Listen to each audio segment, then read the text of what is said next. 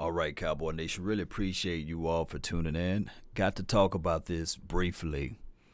So the players are going around talking to reporters about the coaching staff not training, not teaching, not being able to adjust on the fly, no sense of being prepared and these sorts of things, which we can all see on tape. We can all see with our natural eyes. Now, we do see some effort not being given out there for 100% on some of the players. I'm not going to point any names out, but it's up to you guys to go ahead and say that down below.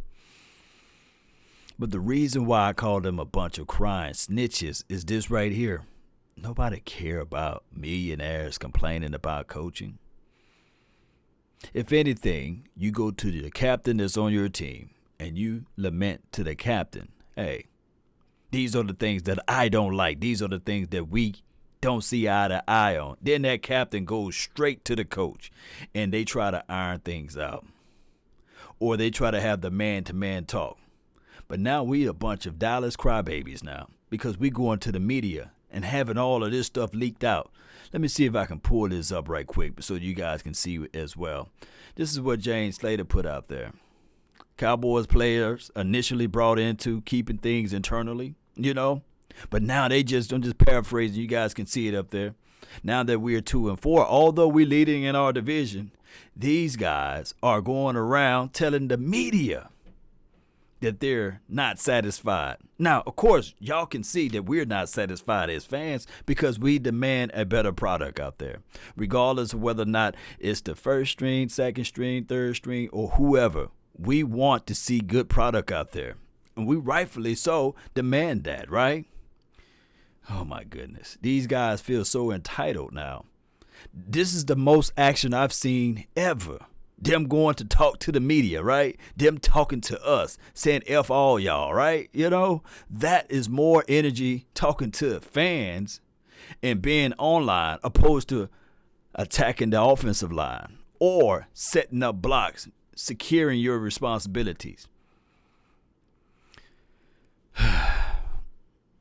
This team, boy.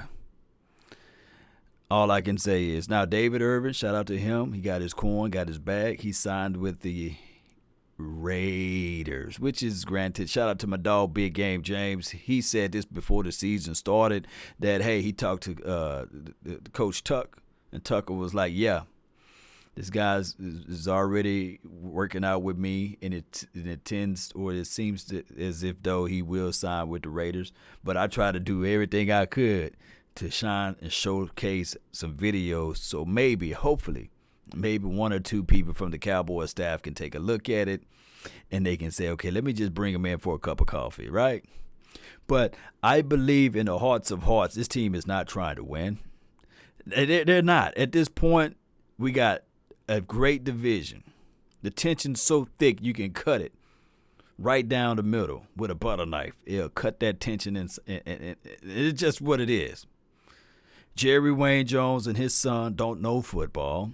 They hired his buddy Mike McCarthy, Jay Glazer, who's friend with Stephen Jones, said, hey, have you considered Mike McCarthy? Mike McCarthy then puts on this charade or this act that, hey, I'm a football guy, took a year off to analyze stuff. And then when he get the job, he said, you know what? I was just lying to kick it. I'm paraphrasing. You guys can find that interview somewhere. And then we enabled Kellen Moore, who this offense looked just like a replicate of Scott Linehan / Jason Garrett for the first week, right? We're in so much shambles, man, especially with the defense. Right now, Chris Richard looked like he can come in and walk on water compared to what we're doing now. I know some people right now say, hey, man, call Chris Richard. Tell him, hey, man, we apologize and we're sorry, right? Because we know for sure at least we won't be giving up historic numbers, right? This is historic. They haven't been giving up these type of numbers since the 40s and the 50s and the 60s, man. That's how crazy this thing is. And we as fans supposed to take this? We supposed to digest this, huh?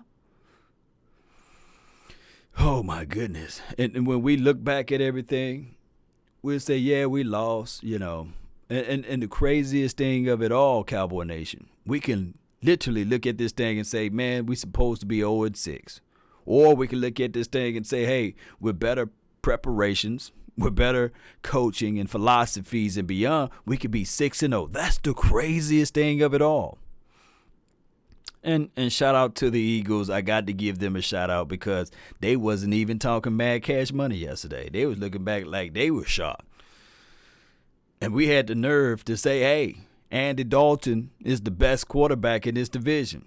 Right now, they got hands down the best quarterback, Carson Wentz.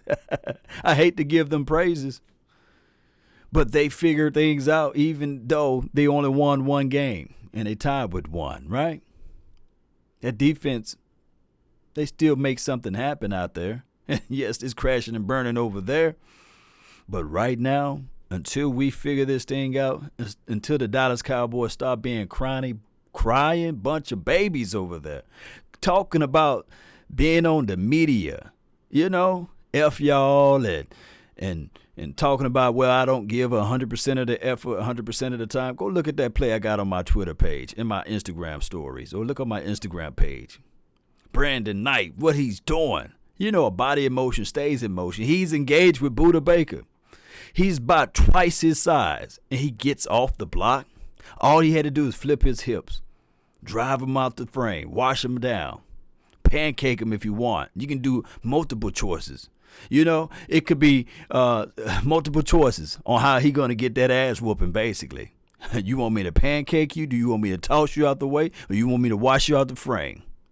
Oh, let's pick the last choice. Me letting up off you, and Buda Baker, little tiny guy, gets off and get around and causes create the fumble from Ezekiel Elliott, who's supposed to be the captain of this team right now, right? I'm not going to get on Ezekiel Elliott right now. We'll save that for another episode. All I can say is, Cowboy Nation, we've been fighting and fighting and fighting to just see some good football. That's all we want. We wanted to see some good football. Newsflash, I don't think that people will be angry and upset if we lost, but we lost with a fighting chance, a puncher's chance, playing through the echoes of the whistle, playing the full 60 minutes. But when I see Jalen Smith let up off of a run, he could have tackled somebody, didn't give a full effort. It literally looked like, what's the guy with the peg leg on, I think it's one of those movies with Tinkerbell. I'm sitting there, I'm not trying to make jokes and fun of this man's pain and misery, but he's a sometime player. Sometimes he's good and sometimes he's bad. Sometimes that leg feel good, sometimes it don't. And the craziest thing of it all, as time progressed, that leg regressed, right?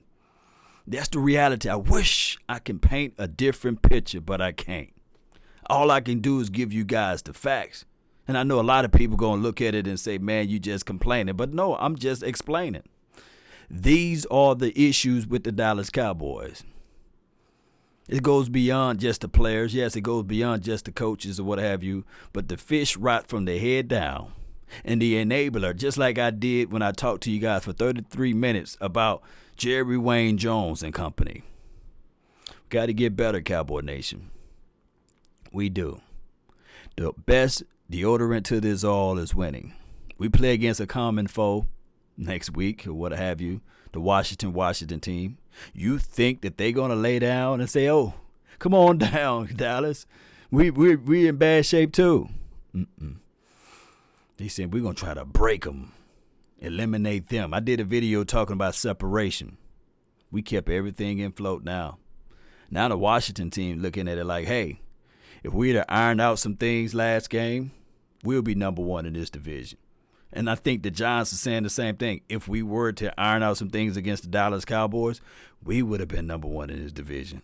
The Eagles are sitting back looking like, yeah, right now our front four is pretty good as it relates to the defense. Quarterback seems as if though he can get something going. It was a dogfight between the Ravens and the Eagles, although it was some dirty yards or what they call garbage time or what have you. That was towards the latter part. But they got to come out looking like, hey, We went toe to toe with the Ravens. We can build off of that. That's just how they can look at it, you know. So we'll figure this out, Cowboy Nation. We got to stay focused, get back on the grind, stop making excuses, and stop pointing fingers because you got three pointing back at you. Figure out how to play a perfect football. We got to. We don't have perfect, but you got to at least aim for it. As they say, what's the saying? Shoot for the moon. If you so happen to miss, you land amongst the stars. Those type of conversations need to be happening right now. Real talk. That's all the time that I have for right now. I really appreciate you all. Don't forget to hit that like button. Share this content. Let that friend, neighbor, foe know where to go when they want to tune in to Cowboy Sports Talk and Beyond. And remember, you're listening to nothing but the best. Come on, Cowboy Nation. Tighten up, man. Do something better than what you did the previous weeks. And Andy Dalton, you know, you got you a free pass because Coach Jerry Jones, that's what I'm going to call him now. Coach Jones said, hey, we feel that you didn't have the adequate offensive line. You didn't have the adequate situations. So maybe, just maybe, we'll figure this out next week. That's all I can say on that one. Coach Jones.